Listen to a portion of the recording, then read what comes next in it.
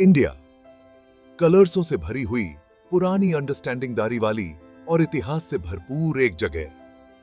हिमालय के बर्फीले पहाड़ों से लेकर दक्षिण के समुद्र तटों तक इंडिया की अलग अलग तरह की जगहें सबसे अलग हैं। इंडिया अलग अलग कल्चरों, लैंग्वेजों और परंपराओं का मेल है।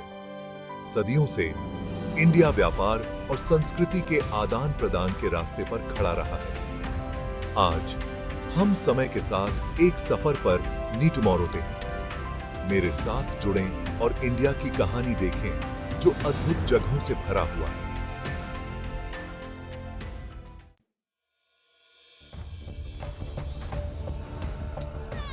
हमारा सफर इंडियन सभ्यता के पालने सिंधु घाटी से शुरू होता है। यहाँ सिंधु नदी के उपजाऊ मैदानों के बीच हजारों साल पहले एक अद्भुत सभ्यता फली फूली। सिंधु घाटी के लोग जो अपने शहर नियोजन और उन्नत जल निकासी प्रणालियों के लिए जाने जाते थे, उन्होंने इतिहास पर एक अमिट मार्क छोड़ी। लेकिन साम्राज्य उठते और गिरते हैं और सिंधु घाटी सभ्यता का अंततः पतन हो गया। इसकी राख से एक नए युग का उदय हुआ जो आर्यों के आगमन और वैदिक युग के प्रारंभ से चिह्नित था। वेद, पवित्र भजनों और ग्रंथों का एक संग्रह हिंदू धर्म की आधारशिला के रूप में उफरौट। जैसे जैसे हम आगे बढ़ेंगे, हम देखेंगे कि कैसे ये बीज प्राचीन काल में बोए गए एक शानदार सभ्यता में विकसित हुए।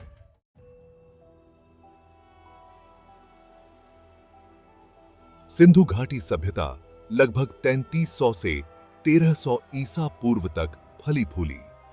यह अब कलिनेरिस्तान और उत्तर पश्चिमी इंडिया में फैला हुआ था, जिसमें हड़प्पा और मोहनजोदारो जैसे प्रमुख शहर थे। ये शहर जो जटिल जल निकासी प्रणालियों के साथ ग्रिड पैटर्न में बने थे, सिटी नियोजन की उन्नत समझ को दर्शाते हैं। सिंधु लोग कुशल कारीगर थे जो उत्तम मिट्टी के बर्तन, मोहरें और मूर्तियां बनाते थे। अपनी प्रगति के बावजूद सिंधु घाटी सभ्यता का पतन 1900 ईसा पूर्व के आसपास हो गया। उनके पतन के कारण हिस्ट्रीकारों के बीच बहस का विषय बने हुए हैं। 20वीं शताब्दी की शुरुआत में सिंधु घाटी सभ्यता की खोज ने प्राचीन इंडिया के टाइमेरे में हमारी समझ में क्रांति ला दी।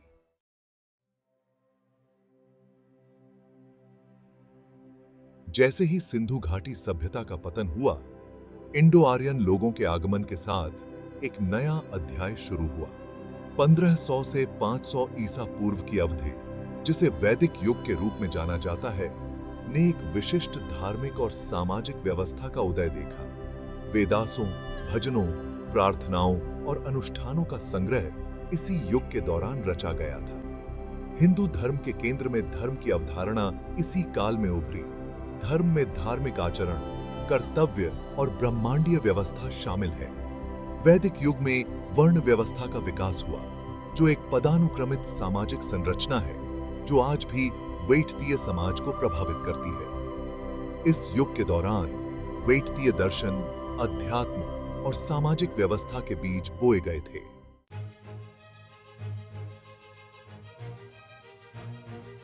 छठी शताब्दी ईसा पूर्व ने वैष्णव इतिहास में एक महत्वपूर्ण मोड़ दिया। इन स्टेट क्राफ्टों में मौर्य साम्राज्य अपनी इमेंसता और इन्फ्लुएंस के लिए सबसे अलग है।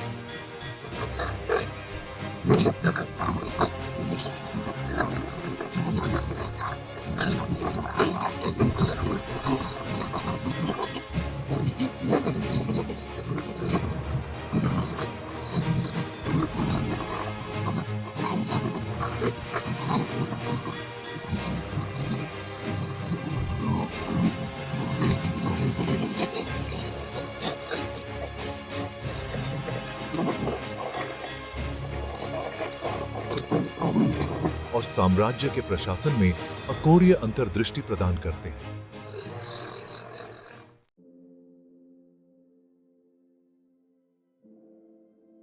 बौद्ध धर्म में अशोक के रिलीजनांतरण का उनके रूल काल और मौर्य साम्राज्य पर गहरा इन्फ्लुएंस पड़ा। उन्होंने युद्ध को धम्म विजय से बदल दिया, रिलीजियसता के माध्यम से विजय प्राप्त की। पिलरों और चट्टानों पर खुदे हुए अशोक के शिलालेख उनके रूल काल के प्रतीक बन गए। उन्होंने सामाजिक न्याय, धार्मिक सहिष्णुता और सभी जीवित प्राणियों के प्रति सम्मान पर जोर दिया। अशोक ने मनुष्यों और जानवरों दोनों के लिए अस्पतालों की स्थापना की।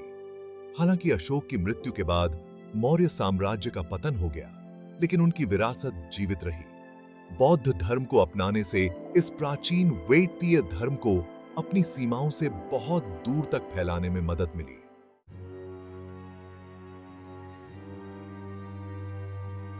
मौर्य साम्राज्य के पतन के बाद इंडिया ने विखंडन और सेक्टरीय शासन का दौर देखा।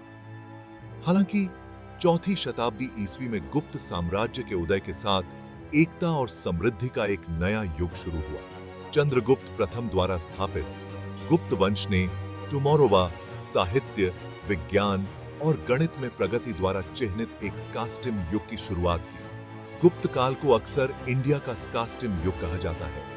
आर्यभट्ट एक प्रसिद्ध खगोल शास्त्री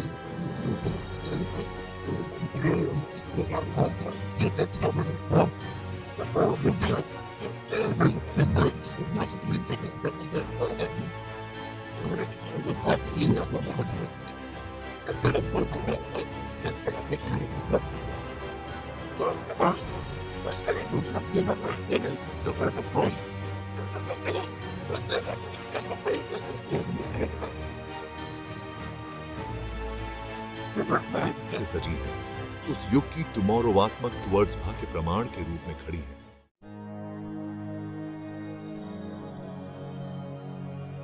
आठवीं शताब्दी ईस्वी की शुरुआत वेदीय सबकॉन्टिनेंट में महत्वपूर्ण बदलाव लेकर आई। इस्लाम, अरब से आया एक नया धर्म, ने राज पॉलिसी की और सांस्कृतिक परिदृश्य को प्रभावित करना शुरू कर दिया। 13वीं शताब्दी में दिल्ली सल्तनत की स्थापना ने एक महत्वपूर्ण मोड़ दिया। 3 शताब्दियों से अधिक समय तक चलने वाले इस काल में मध्य एशिया के विभिन्न राज डायनास्टियों का शासन देखा गया। वे अपने साथ फारसी और इस्लामी परंपराएं लेकर आए, जिन्होंने टुमारोवा, वास्तु टुमारोवा और प्रशासन को प्रभावित किया। दिल्ली सल्तनत में भव्य मस्जिदों, मकबरों और किलों का निर्माण हुआ। दिल्ली में एक विशाल मीनार, कुतुब मीनार, इस युग के स्थापत्य कौशल के प्रतीक के रूप में खड़ा है।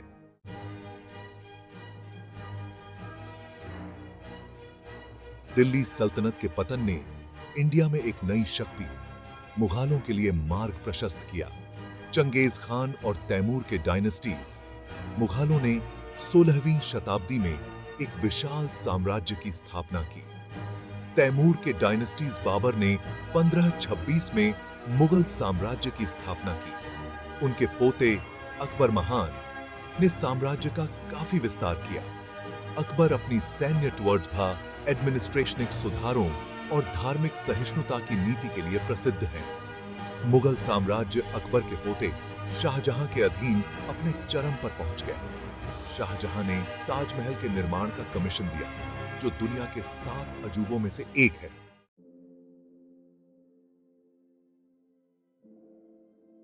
मुगल युग ने इंडिया की सांस्कृतिक और स्थापत्य विरासत पर एक अमिट मार्क छोड़ी। ताजमहल अपनी संपूर्ण समरूपता, जटिल संगमरमर की जड़ाई के काम और आश्चर्यजनक सुलेखन के साथ मुगल टुमारोवा और क्राफ्ट कौशल के प्रमाण के रूप में खड़ा है। मुगल काल के अन्य उल्लेखनीय स्थापत्य चमत्कारों में दिल्ली का लाल किला, आगरा का किला और हुमायूं का मकबरा शामिल हैं।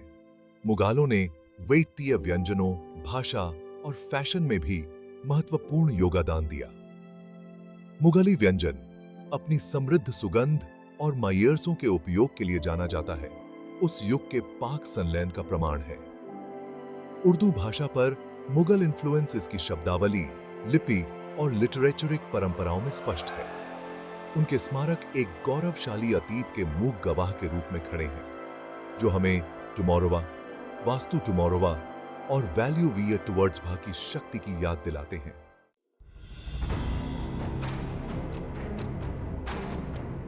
जैसे जैसे मुगल साम्राज्य का धीमा पतन शुरू हुआ, वेटतीय क्षितिज पर एक नई शक्ति का उदय हुआ, ब्रिटिश ईस्ट इंडिया कंपनी। 17वीं शताब्दी की शुरुआत में जो एक ट्रेडिंग उद्यम के रूप में शुरू हुआ, धीरे धीरे एक प्रभुत्वशाली ताकत में बदल गया। कंपनी ने अपनी चतुर ट्रेडिंग रणनीति और पावरशाली सेना के साथ इंडिया के व्यापार और संसाधनों पर लगातार नियंत्रण हासिल कर लिया। ब्रिटिशों ने अपनी नई कॉलोनी से अधिकतम लाभ पर ध्यान केंद्रित करते हुए दूरी बनाए रखी। 1757 में प्लासी की लड़ाई ने एक महत्वपूर्ण मोड़ दिया। बंगाल के नवाब सिराज उद दौला के खिलाफ कंपनी की जीत ने उनके राज पॉलिसी के डोमिनेंस को मजबूत किया। यह असंतोष सतह के नीचे उबलता रहा, विद्रोह की लपटों को पृथु इग्नाइटेड तिनकी करने के लिए एक चिंगारी की सिंबल्स शा कर रहा था।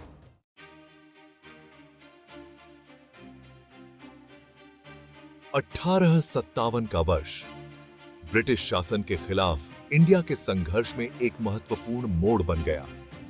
सिपाही विद्रोह जानवरों की चर्बी से सने विवादास्पद एनफील्ड राइफल कारतूसों द्वारा शुरू किया गया, पूरे उत्तरी इंडिया में जंगल की आग की तरह फैल गया।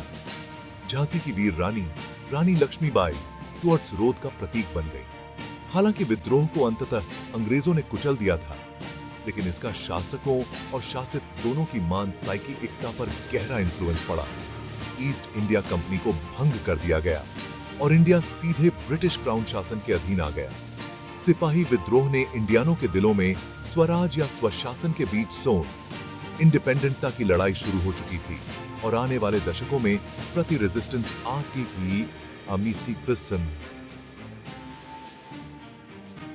की भावना और मजबूत होती जाएगी।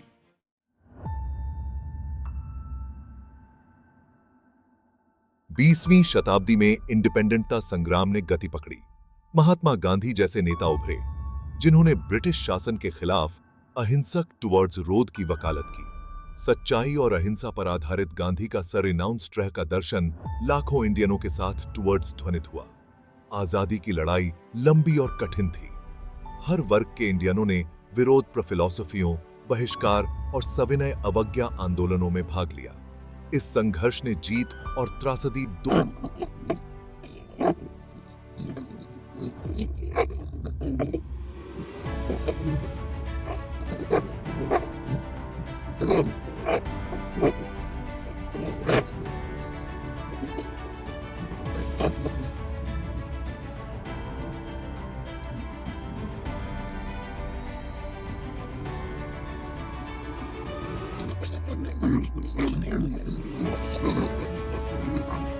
लाखों लोग अपने घरों से उजड़ गए और सांप्रदायिक हिंसा में अनगिनत लोगों की जान चली गई। चुनौतियों के बावजूद इंडिया ने एक स्वतंत्र राष्ट्र के रूप में अपनी यात्रा शुरू की। आगे का काम कठिन था।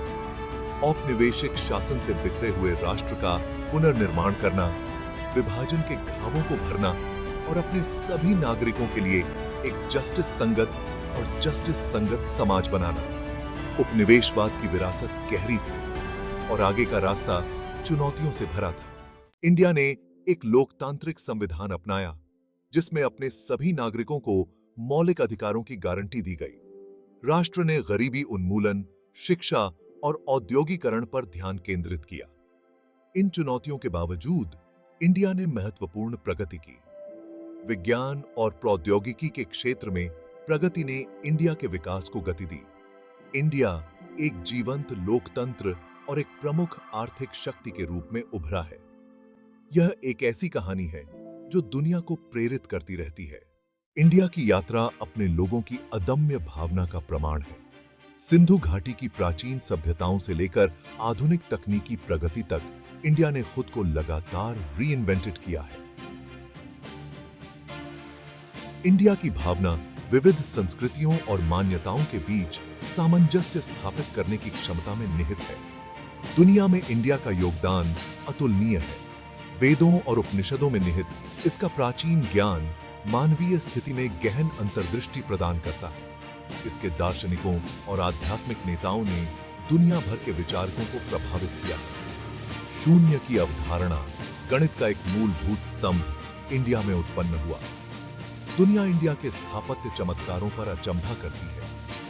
योग, एक प्राचीन भारतीय प्रथा, दुनिया भर में शारीरिक और मानसिक कल्याण को बढ़ावा देती है। भारतीय रेशम के जीवंत रंग और इसके संगीत और नृत्य रूपों की लयबद्ध धड़कन दुनिया को आकर्षित करती है।